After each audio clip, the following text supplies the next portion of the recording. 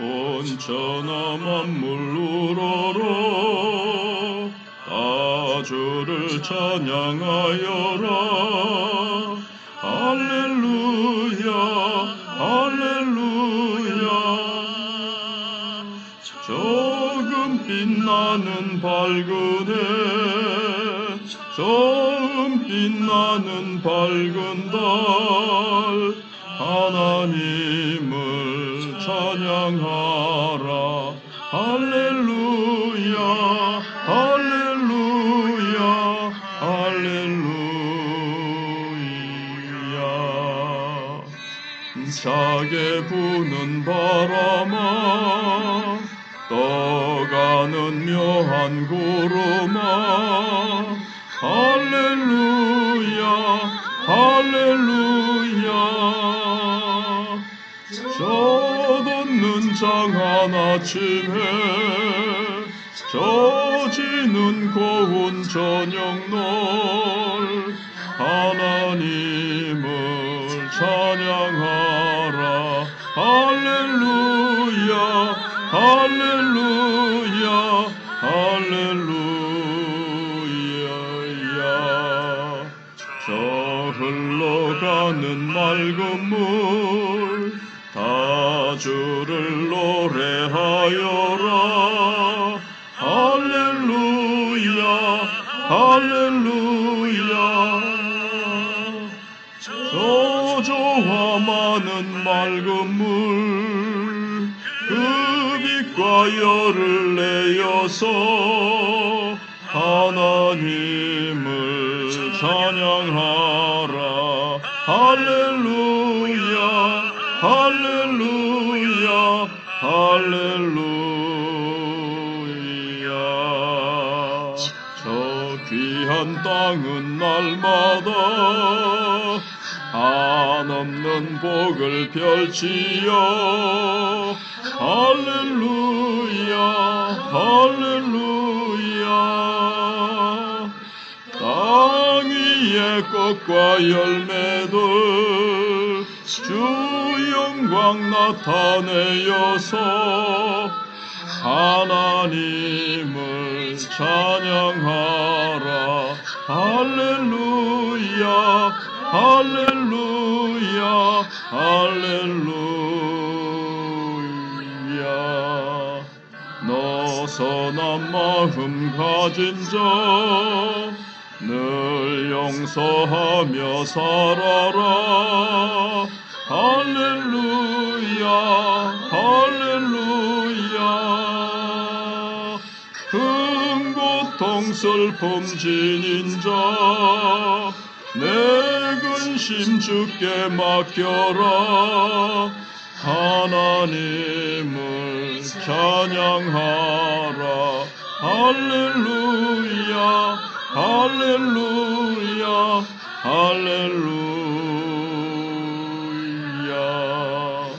주내 받은 만민아, 앞으로 경배하여라.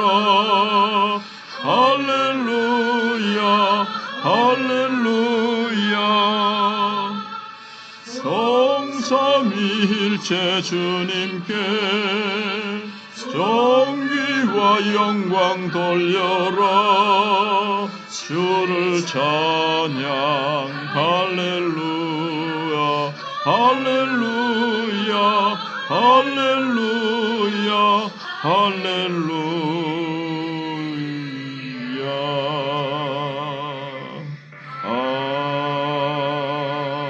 아멘.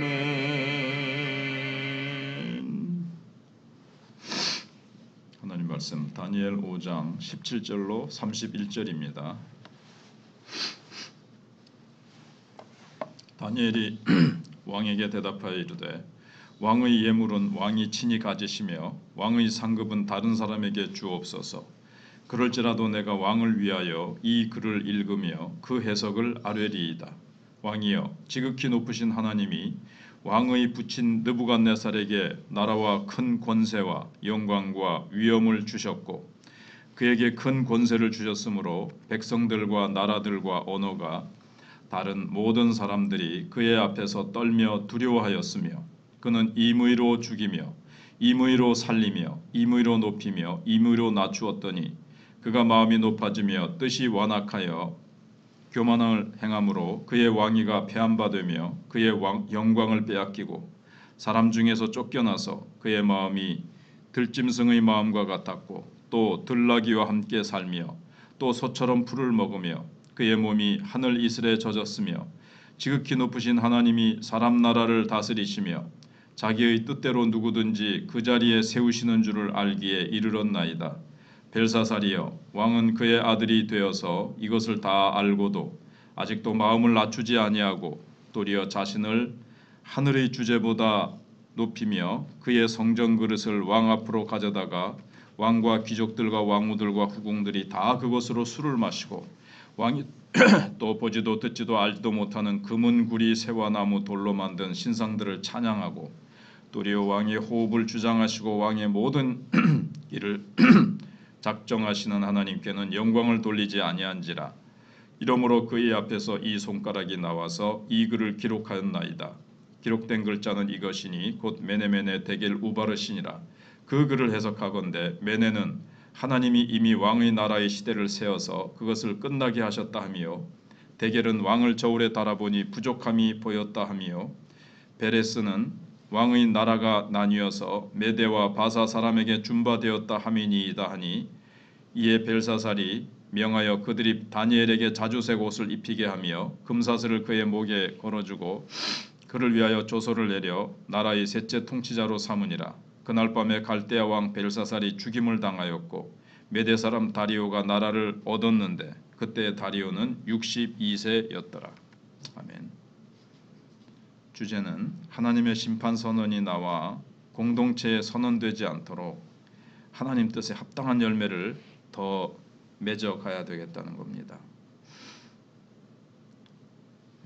책망과 심판 선언 대신 칭찬과 축복을 얻으려면 어떤 삶을 살아야 하는가 하는 것을 우리가 여기서 배워볼 수 있습니다. 권력은 우리가 누구에게서 나오는 것인가를 생각해 보면 하나님으로부터 나온다. 아니면 헌법이 명시한 것처럼 국민으로부터 나온다. 물론 성도는 권세와 근원에 대해서 이 둘 사이의 관계를 잘 이해해야 됩니다. 하나님으로부터 나온 것이라고 우리가 주장하면서도 불의한 권세를 또 정당화해서도 안 됩니다. 모든 권력은 하나님으로부터 나온 것이니까 불의를 행하도 그냥 거기에 무조건 순종하면서 따르는 것은 잘못된 것이라는 거죠.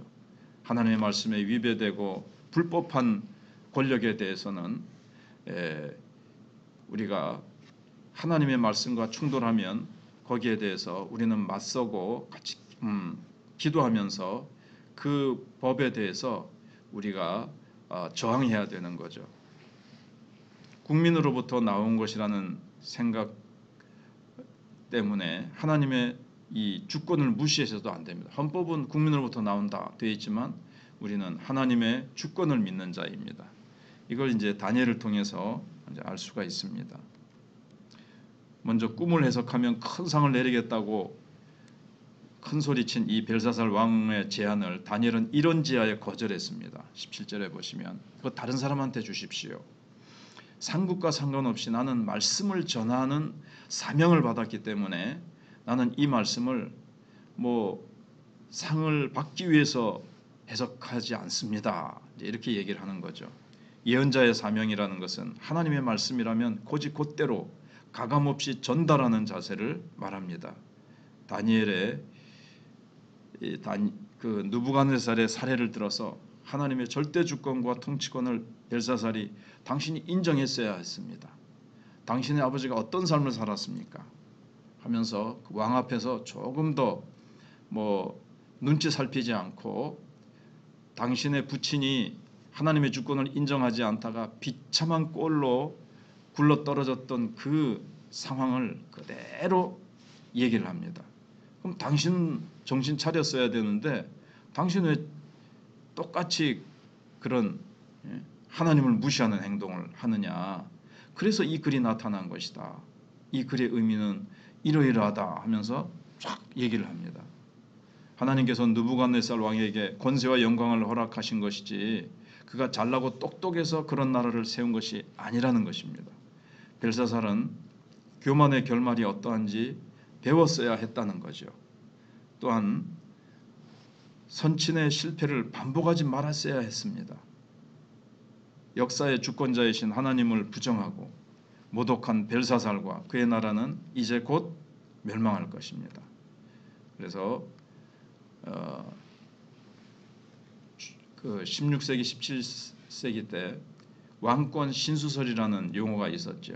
영국이나 프랑스 등지에서 왕과 귀족들에 대해서 막 백성들이 분노가 치솟아 올라서 막 데모가 일어났습니다. 요즘 말로. 그러니까 그걸 잠재우기 위해서 왕의 권력은 하나님 거로부터 나온 것이니까 백성은 왕에게 저항하지 말고 절대 복종하라는 그런 왕권 신수설을 만들어 가지고 막 가르치려고 했는데, 그러나 성경은 도리어 왕권은 하나님께서 허락하신 것이기 때문에 자만하지 말고 그 권력을 남용하지 말라는 겁니다. 백성을 억누르고 백성을 착취하는 데 사용해서는 안 되고, 하나님의 권력을 주신 이유는 백성들을 보호하고 사랑하고 그들에게 풍성하고 평화로운 삶을 살도록 섬기기 위해서 주신 것이다. 하나님께로부터 나온 건 맞지만 백성들을 섬기기 위해서 주신 것이지 백성을 억누르고 너희들의 이익을 위해서 이거를 갖다가 남용하라고 낭비하라고 주신 것이 아니다라는 것을 그들은 몰랐던 거죠. 그리고 잘못 사용했던 것이죠. 절대 권력자라 할지라도 위에 계신 하나님을 의식해서 겸손히 백성을 통치해야 됩니다. 왕은 자신 위에 하나님이 계심을 알고 하나님의 뜻대로 백성을 통치해야 됩니다. 모든 권력이 하나님으로부터 나왔으니 지도자는 하나님의 뜻대로 국민을 통치해야 되며, 국민들은 국민들을 위한 정책을 펼치는 지도자를 또한 인정해야 됩니다. 그러니까 하나님 뜻대로 잘 백성을 잘 다스리고 섬기는 지도자는 함부로 무시하지 말고 그들은 또 잘 지도자로 인정해야 된다는 거죠. 그래서 여기 느부갓네살 왕이 마음이 완악해져서 폭정을 일삼자 하나님은 그를 밑바닥 삶을 살게 하셨죠. 그래서 하나님이 이 땅을 통치하시는 주권자가 하나님이심을 21절에서 이제 알게 하십니다. 그걸 이제 다니엘이 얘기해주고, 벨사살 왕은 소낭이 하나님의 뜻을 거스르다가 그래서 공의를 행하십시오, 어려운 자들을 돌아보십시오, 그렇게 안 하고 있으니까 이런 이제 심판이 느부갓네살에게 임했다는 거죠. 그래서 그거 안 했다가 어떤 벌을 받았는지 알면서도 당신은 마음이 교만해서 하나님보다 더 높아지려고 했습니다. 성전 기물로 술을 마시고 우상을 만들어서 하나님을 막 모독했습니다. 22절 23절에 오히려 막 그걸 보고도 더 강팍해지고 더 교만해진 거죠.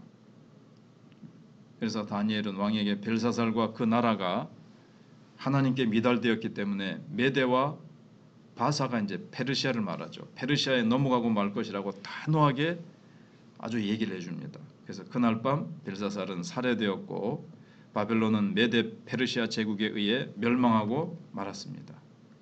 그래서 지도자는 자신의 권력을 국민이 샬롬을 누리도록 하는 데 사용해야 되고, 그렇지 않고 권력으로 자기 입속을 치르느라고 국민을 기만하는 지도자에게는 하나님의 심판이 임하리라는 경각심을 가져야 합니다. 지금 현 정부와 또 북한과 곳곳에 독재자들이 국민들을 어렵게 하고 있는 그런 부분을 보면서 참 우리가 기도하고 우리가 하나님 앞에서 우리가 정말 어떻게 우리 자신도 살아야 되는지, 권력과 어떤 이런 하나님의 주권의 관계를 잘 이해하고, 무엇보다도 이 대한민국의 지금 정치가 참 어지럽고 혼란스러운데 하나님께서 역사해 주시도록 우리가 많이 기도해야 될 때라고 봅니다. 기도하겠습니다. 하나님,